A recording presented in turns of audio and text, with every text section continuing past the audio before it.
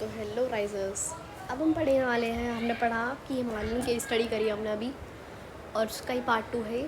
तो उससे हो क्या रहा है, अब इसका फॉर्मूला होता है कि अगर हार्वेस्ट रेट जो है, हम उसको किसी चीज़ को हार्वेस्ट कर रहे हैं, उसका रेट ज़्यादा है लेकिन ग्रोथ रेट का कम है, ग्रोथ रेट कम है, तो उससे क्या होगा, डिप्लेशन होगा, यानी कि ख़त्म हो जाएगी वो रिसोर्स पूरे तरीके से, एक टाइम ऐसा आएगा।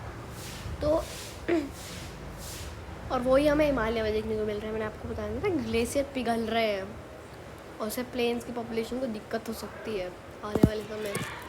तो कंडीशन क्या हो रही है, renewable resources only remain renewable if the natural rhythm of restoration is not disturbed. मैं वही कहना चाह रहा था आपको, पानी भी एक रिन्यूएबल रिसोर्स तो है इस टाइम, लेकिन वो भी कंडीशनल है नॉन रिन्यूएबल बनने के लिए, अगर उसके हम रिस्टोरेशन को बिगाड़ देते हैं, उसको हम रिस्टोर ही नहीं होने दे रहे किसी चीज़ को, तो फिर तो रिदम बिगड़ेगी, फिर तो डिप्लेशन होगा, है ना।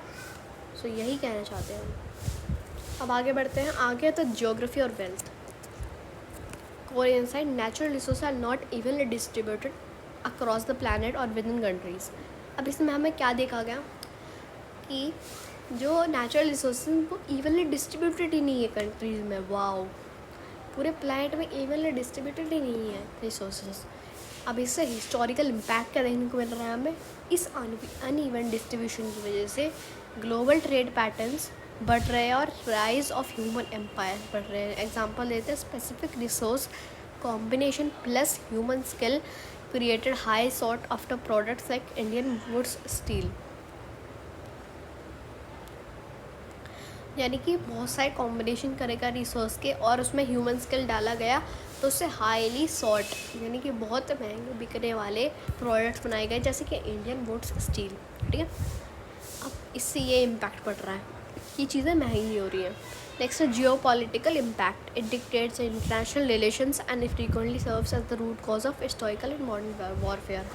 अब इससे जियोलॉजिकल इम्पैक्ट क्या हो रहा है कि इससे रिलेशन बिगड़ रहे हैं कंट्रीज़ के, और इससे वॉर्स होने के वो हैं चांसेस।